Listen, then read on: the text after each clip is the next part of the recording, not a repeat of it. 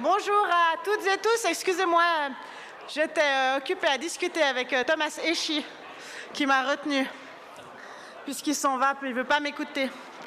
Non, merci beaucoup pour votre accueil aujourd'hui. C'est avec beaucoup de plaisir, non seulement que je viens défendre une initiative à laquelle je crois, mais aussi que je suis à Montrichet, puisque j'ai grandi à Colombier-sur-Morge, qui est juste à côté. Donc, je suis ravie que vous me donniez l'occasion de revenir sur mes terres d'enfance.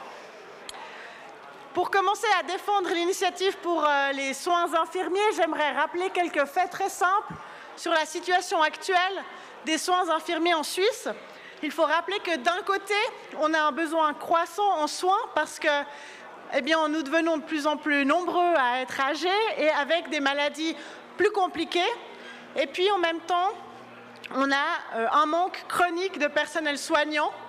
Je donne peut-être un chiffre.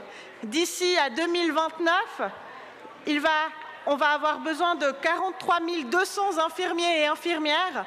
Il va en manquer 14 500 en Suisse.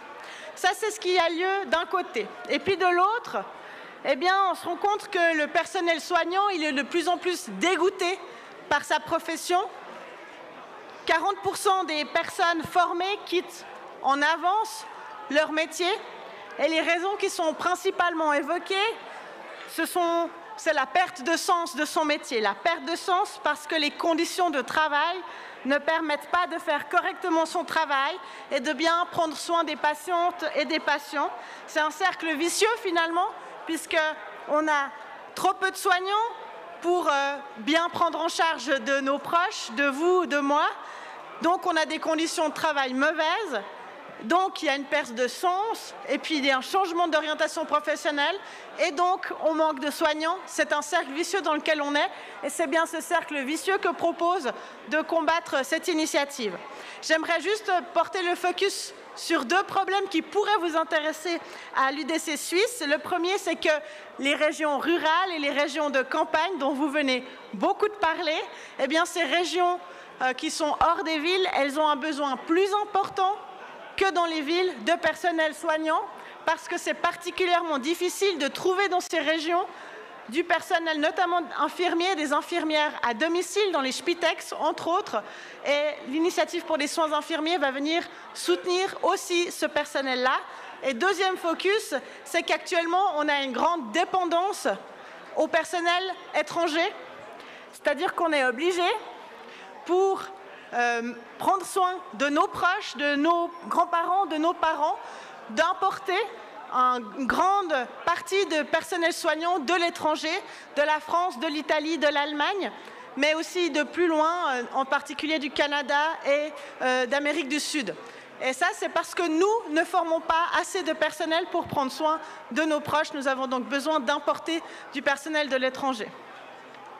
Qu'est-ce que propose l'initiative? Très simplement, former davantage de soignants et de soignantes avec une offensive de formation, prévenir les abandons de la profession en améliorant les conditions de travail, et puis assurer la qualité des soins pour vous et pour moi en garantissant un nombre suffisant de soignants et de soignantes par patient.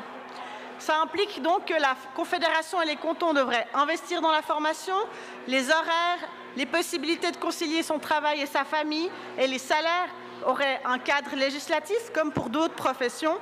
Les infirmières et les infirmiers pourraient facturer leurs prestations sans passer par un médecin, et le nombre d'infirmières et d'infirmiers par patient serait fixé.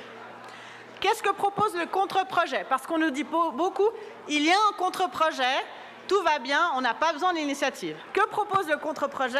Le contre-projet, il prévoit une offensive de formation, très bien. Il prévoit aussi la possibilité de facturer directement sans passer par un médecin pour les infirmiers et les infirmières. Et c'est tout.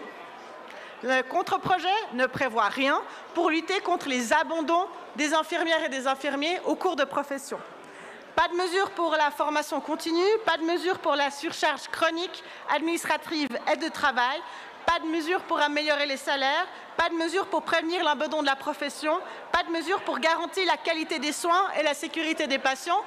La conclusion, c'est qu'on va, avec ce contre-projet, investir massivement dans les universités et les autres écoles pour la formation et puis perdre cet argent, parce qu'au moins 40% des personnes formées vont quitter cette profession avant le terme de leur carrière. C'est vraiment, ce contre-projet, c'est vraiment de l'argent jeté par les fenêtres, alors que l'initiative, elle propose de répondre à toutes les problématiques ensemble.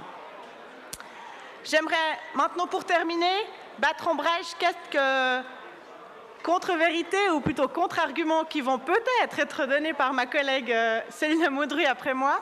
D'abord dire que non, le contre-projet ne suffit pas, je viens de le dire, mais aussi rappeler que oui, c'est une compétence fédérale, parce que les conditions de travail sont déjà maintenant essentiellement réglementées dans le Code des obligations et le Code du travail.